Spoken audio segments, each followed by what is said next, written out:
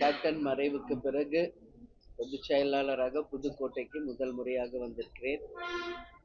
உங்க எல்லாருக்கும் தெரியும், உள்ளம் தேடி இல்லம் நாடி மக்களை தேடி மக்கள் தலைவர் ரத யாத்திரை. தொடர்ந்து எங்களுடைய பயணம் 2ஆம் கட்ட சுற்றுப்பயணம் இன்னும் ஒரு 3 நாள்ல முடிய இருக்கிறது. அந்த வகையில் 234 தொகுதிகளுக்கும் நேரடியாக சென்று மக்களை சந்தித்து கொண்டிருக்கிறோம். போகும் இடமெல்லாம் மக்களுடைய மிகப்பெரிய வரவேற்பு இருக்குதுங்க.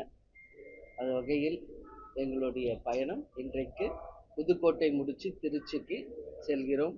நாளை கட்சி ஆரம்பித்து 20 ஆண்டுகள் முடிந்து 21வது ஆண்டில் தேசிய முற்போக்கு திராவிட கழகம் அடியெடுத்து வைக்கிறோம். மணப்பாறையில் மாபெரும் ஒரு பொதுக்கூட்டம் இருக்கிறது. காலையில கேப்டனுடைய பிறந்த நாளை முன்னிட்டு 73 அடியில கொடி ஏற்ற இருக்கிறோம். இதுதான் நாளைக்கு எங்களுடைய ப்ரோக்ராம். நீங்க எதுவும் கேள்வி கேட்கணும்னா கேள்வி. 20 ஆண்டுகளில் மறக்க முடியாத 20 ஆண்டுகளில் மறக்க முடியாத சம்பவம் அப்படின்னா கேப்டன், அது ஒண்ணுதாங்க.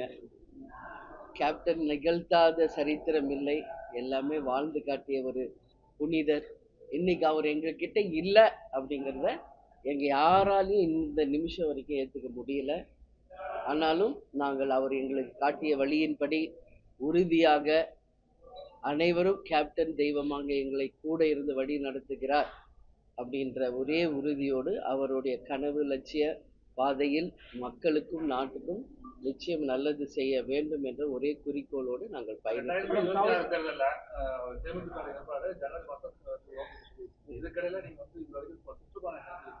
சுற்றுப்பயணத்துல மக்கள் ஆட்சி மாற்றம் வேணும்னு இல்ல இதே ஆட்சி தொடரணும். இல்ல, பொதுவா கொடுத்த வாக்குறுதிகள் நிறைவேற்றவில்லை என்ற ஒரு குறை மக்களிடையே இருக்கு. அது இல்லைன்னு நம்ம சொல்ல முடியாது. சட்டம் ஒழுங்கு கேள்விக்குறி. இன்னும் மக்களுக்கு அவங்க கொடுத்த வாக்குறுதிகள் சரியா நிறைவேற்றவில்லை என்பது இருக்கு. நான் ஒவ்வொரு ஊர்லயும் பேசிக்கிட்டு வரும்போது நீங்க எல்லாரும் நேத்து பார்த்திருப்பீங்க, என் கூட தான் நீங்க எல்லாம் டிராவல் பண்ணீங்க. அந்தந்த இடத்துல அந்தந்த மக்களுக்கு என்னென்னலாம் குறைகள் இருக்கு, அந்த இடத்துக்கு என்ன செய்ய வேண்டியிருக்கு என்று ஒவ்வொரு ஊர்லயும் அங்கங்க நான் பேசிக்கிட்டு வரேங்க. அந்த வகையில் நிச்சயமாக இந்த வரப்போகும் 2026 தேர்தல் இதுவரை நம்ம ஒரு மிகப்பெரிய ஒரு மாற்றமான ஒரு தேர்தலாக இருக்கும். ஏன்னா இன்னைக்கு புதிதாக விஜய் ஒருத்தர் வர்றாரு, சீமான் ஒருத்தர் தனியா நிக்கிறாரு. அது மட்டும் இல்லை, ஆல்ரெடி 2 கட்சிகள் கூட்டணிகளோடு இருக்காங்க. நாங்க இன்னும் தேமுதிக எங்க நிலைப்பாடு இன்னும் சொல்லல. பாமக அவங்க நிலைப்பாடு இருக்கு. இது மாதிரி பல்வேறு இருக்குங்க. அது இன்னும் 6-7 மாதம் இருக்கிறது. அது பக்கத்துல வரும்போது ஒரு தெளிவான நிலை கிடைக்கும்.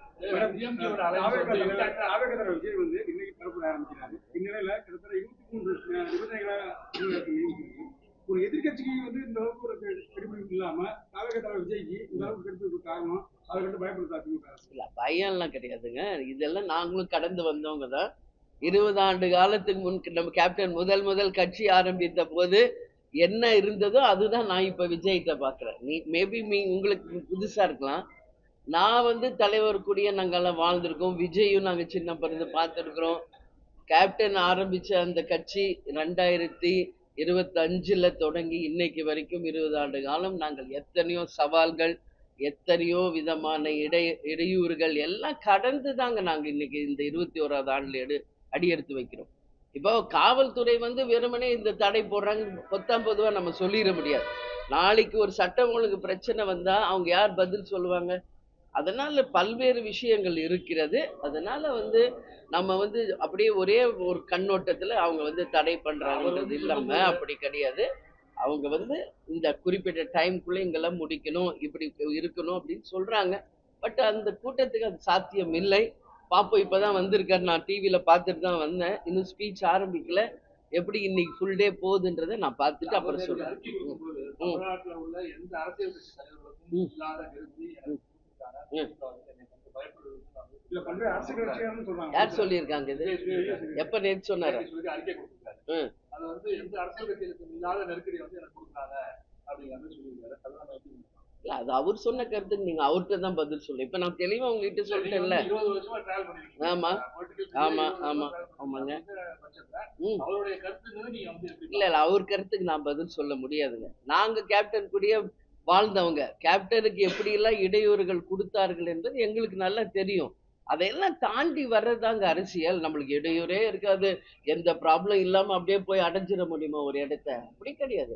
ஒரு சின்ன ஒரு விஷயம்னாலும் நம்ம ஒரு சேலஞ்ச் சந்திக்காம ஒரு வெற்றி யாருமே பெற முடியாது. கண்டிப்பாக பல்வேறு விதமான இடையூறுகள், சவால்கள் எல்லாம் இருக்கும். அதையெல்லாம் தாண்டி வருவதுதான் அரசியல்.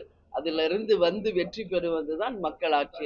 கட்சி தொடங்கும்போது தேமுதிக கட்சி தொடங்கும்போது சரி, கமலஹாசன் கட்சி தொடங்கும்போது சரி, பல்வேறு அரசியல் கட்சி தலைவர்கள் வந்து உங்க கூட சேர்ந்தாங்க.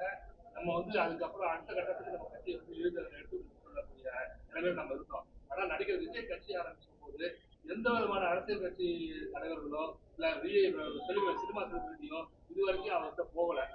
அதை நம்ம எப்படி பார்க்கலாம்? இது வந்து வின் பண்ணக்கூடிய சாத்தியக்கூறு அவர் இல்லை. நீங்க புரியாம என்கிட்ட கேள்வி கேட்கறீங்கன்னு நினைக்கிறேன். கேப்டன் கட்சி ஆரம்பிச்சப்ப எந்த தலைவர் கேப்டன் சப்போர்ட் பண்ணாங்க? இல்ல ஒரு நிமிஷம், நீங்க நான் சொல்றது நிமிஷம் கேளுங்க. கேப்டன் கட்சி ஆரம்பித்த போது எந்த தலைவர்கள் கேப்டனுக்கு ஆதரவு தெரிவிச்சாங்க? எந்த மீடியா ஆதரவு தெரிவிச்சாங்க? எந்த கேப்டனே நடிகர், சினிமா உலகில் கடந்த ஒரு பல ஆண்டுகள் இருந்தது அரசியலுக்கு வந்தார். எந்த ஒரு செலிபிரிட்டியோ ஒரு சினிமா பிரபலமோ கட்சி கேப்டனோட கட்சியில் இணைந்தாங்க? கிடையாதுங்க. அதெல்லாம் எதுவும் கிடையாதுங்க.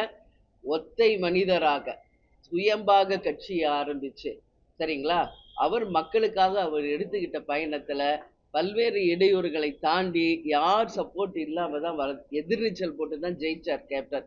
ஒரு குறுகிய காலத்தில் எதிர்கட்சி அந்தஸ்தை பெற்ற முதல் தலைவர் கேப்டன் தாங்க. அதனால அதனால இதெல்லாம் இருக்குங்க அரசியல். இதெல்லாம் இல்லாமையா இருக்கும் நீங்க நினைக்கிறீங்க? இன்னைக்கு நீங்கெல்லாம் பிரஸ் பீப்புள், உங்க ஜாபுக்கே நீங்க எவ்வளவு ஸ்ட்ரகிள்ஸ் நீங்க டெய்லி சந்திக்கிறீங்கன்னு உங்களுக்கு தெரியும். அப்போ இது அரசியல். ஏறக்குறைய 2 கட்சிகள் இங்க வந்து இமாலய அளவு பெரிய கட்சிகள் இருக்கு, நேஷனல் பார்ட்டிஸ் இருக்கு, மத்த எல்லா கட்சிகளும் இருக்கு. வா வான்னு அப்படியே வழி விட்டுருவாங்களா? தடைகள் இருக்கும். தடைகளை முறித்து வருவதுதான் வெற்றி. மேடம், தமிழக அரசியல் வந்து ஆளுங்கட்சி ஆண்ட கட்சி ரெண்டுமே போட்டியா மாறி மாறி வந்து சூழ்நிலை.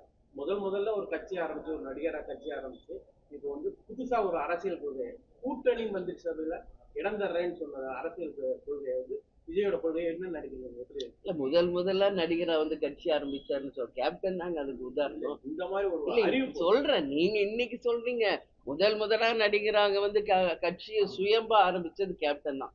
Is the first example to others. MGR அவர்கள் கூட திமுகவில் இருந்து பிரிந்து வந்துதான் அதிமுகவை உருவாக்கினார். பட் கேப்டன் ஒருத்தர் தான் இங்க சுயம்பா தனியாக வந்து களம் கண்டு கூட்டணியே இல்லாமல் 2011 வரைக்கும் தனி நபராக யார் சப்போர்ட் இல்லாம அவர் வந்து நிரூபிச்சிருக்கார். இதெல்லாம் சாதாரண சவால் கிடையாதுங்க. இது மிகப்பெரிய சவால். அந்த சவால்களில் வென்றவர் கேப்டன். அதனால இன்னைக்கு விஜய் அவரை ஃபாலோ பண்ணி இன்னைக்கு வர்றார். வாழ்த்துக்கள். இன்னைக்குதான் வந்து ஃபர்ஸ்ட் ஸ்பீச் கொடுக்க போறாருங்க. நான் பார்த்துட்டு நாளைக்கு என் கருத்தை விஜய் பற்றி.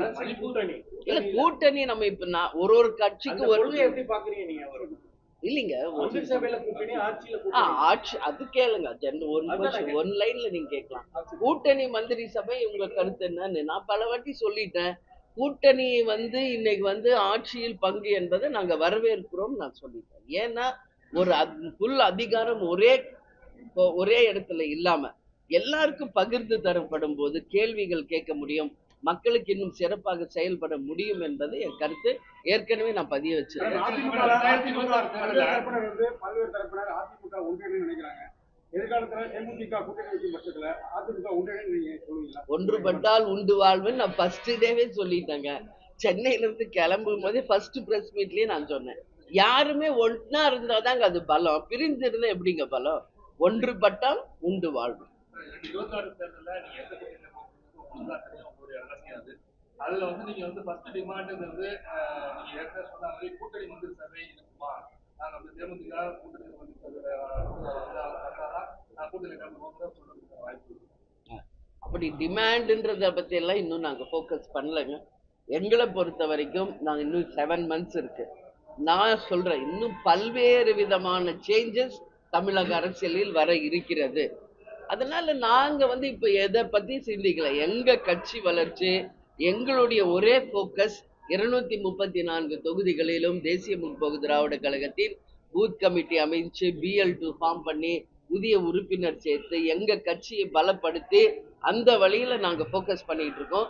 நான் சொல்லியிருக்கேன் உங்களுக்கு, டிசம்பர் 28 கேப்டன் குரு பூஜைக்கு பிறகு ஜனவரி 9ங்க மாபெரும் ஒரு மாநாடு கடலூர்ல நடக்க இருக்குது. அதுக்குள்ள இங்க இருக்கிற எல்லா சேஞ்சஸ் எல்லாம் முடிஞ்சு ஒரு தெளிவான நிலை வரும். அன்றைக்கு எங்களுடைய நிலைப்பாடை நான் சொல்றேன். எதுங்க? சொல்றாங்க.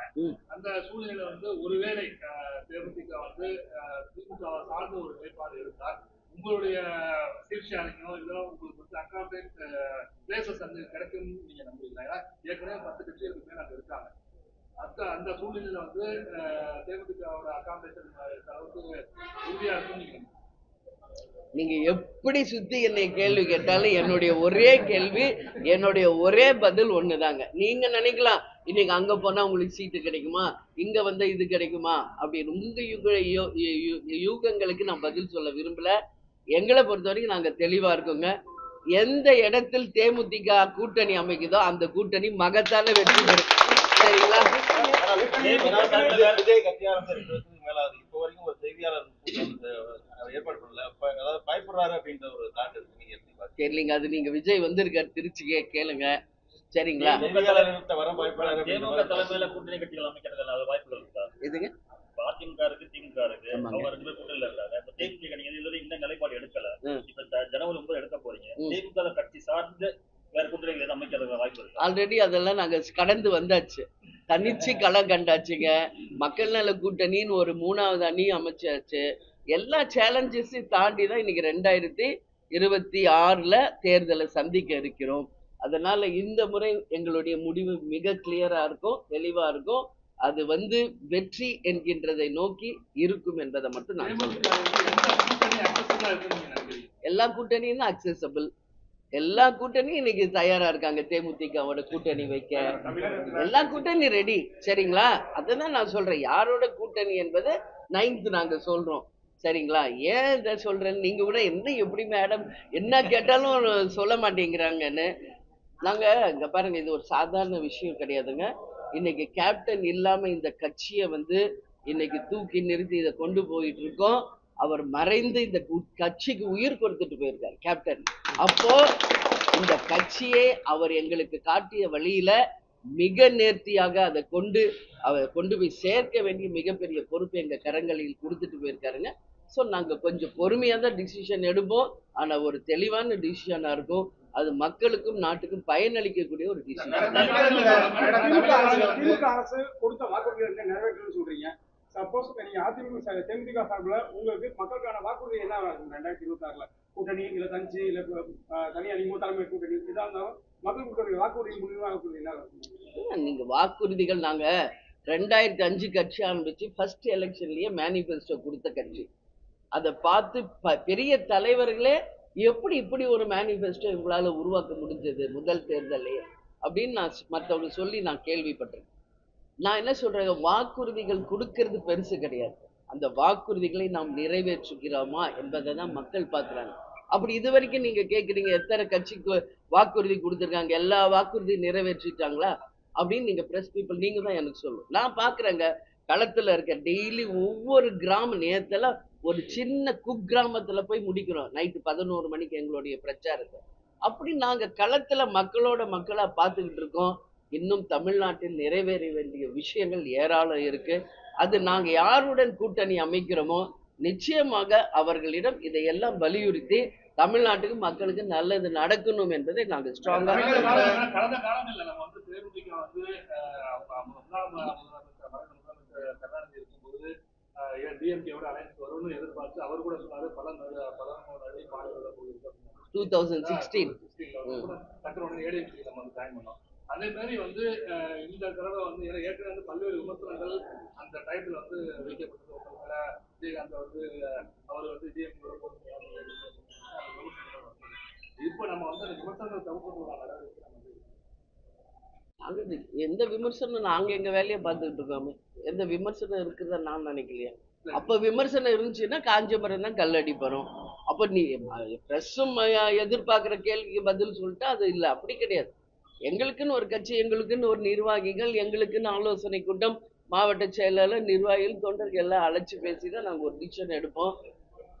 விமர்சனங்கள் வந்துட்டு தான் இருக்கும். நல்லது செஞ்சாலும் விமர்சனம் வரும், இல்லைன்னாலும் வரும். அதையெல்லாம் நாங்கள் கடந்து வந்துட்டோம். இன்னைக்கு விஜய் வந்து எம்ஜிஆர் வந்து கேப்டன் அவர் முன்னிறுத்தி அவர் வந்து பேசிட்டு இருக்காரு. அந்த நம்மளோட கட்சி தொண்டர்கள் அவங்க இழுக்கிறதுக்கான வாய்ப்பு இருக்கா? விஜய் இல்ல, எம்ஜிஆர் அவர்களும் கேப்டன் அவர்களும் சினிமா துறையில இருந்து அரசியல் துறைக்கு வந்ததுனால அவர்களை அவர் ரோல் மாடல் கூட இன்னும் அவர் சொல்லல. கேப்டன் வந்து எங்க அண்ணன், அவ்வளவுதான் அவர் சொல்லியிருக்காரு. அதனாலதான் நாங்க என்ன சொன்னோம், அவர் எங்க தம்பின்னு சொல்லியிருக்கோம். இழப்பீடுகளை கட்சி துவக்கப்படும்போது கட்டிடங்கள் இடிக்கப்பட்டதாக இருக்கட்டும், அல்லது எதிர்கட்சியா இருக்கும்போது எம்எல்ஏக்கள் பிடிக்கப்பட்டதாக இருக்கட்டும், விஜயகாந்த் பட்ட மனவேதனைகள் கட்சி ஆரம்பிக்கணும்னு வருவதற்கான வாய்ப்பு இல்லை. ஆனா ஒரு பரிசம் கொடுக்கறதுக்கே அறிக்கை கூட அளவு கொடுத்தா விஜய் வந்து கட்சியா புதுசா புரிஞ்சுக்கலாம். நீங்க விஜய்கிட்ட தானே கேட்டேன், என்கிட்ட கேட்டேன். அவங்க யார் அறிக்கை கொடுத்தாங்கன்னே எனக்கு தெரியல. அப்படி அறிக்கை கொடுத்தாரான்னு நான் கேட்டேன். ஸோ அவங்க அறிக்கை கொடுத்தாங்களா, அவங்க சொன்னாங்களான்ற பதில் அவங்க கிட்ட கேளுங்க. புரியுதுங்களா? கட்டடத்தை இழந்தோம், எம்எல்ஏக்களை இழந்தோம் நீங்க சொல்றீங்க. எங்க கேப்டனையே இழந்திருக்கோங்க இன்னைக்கு நாங்க இந்த அரசியலுக்கு வந்ததுனால. இதை விட ஒரு இழப்பு இனிமே உலகத்திலே இந்த எங்க ஜென்மங்கள் இருக்கிற வரைக்கும் எங்களுக்கு நடக்காது. அதையே இழந்துட்டோம். அதனால அவர் வழியில, அவர் எங்களுக்கு காட்டிய வழியில் நாங்கள் வீறு நடை போட்டு செல்வோம். மணிப்பூருக்கு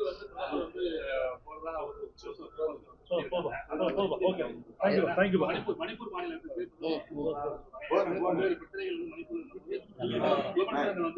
போய் பார்க்க நானு இன்னைக்கு வந்து ட்ரிச்சில மீட்டிங்குங்க. நான் வந்து நாளைக்கும் டெய்லி 3 பிரஸ் பார்க்குறேன்.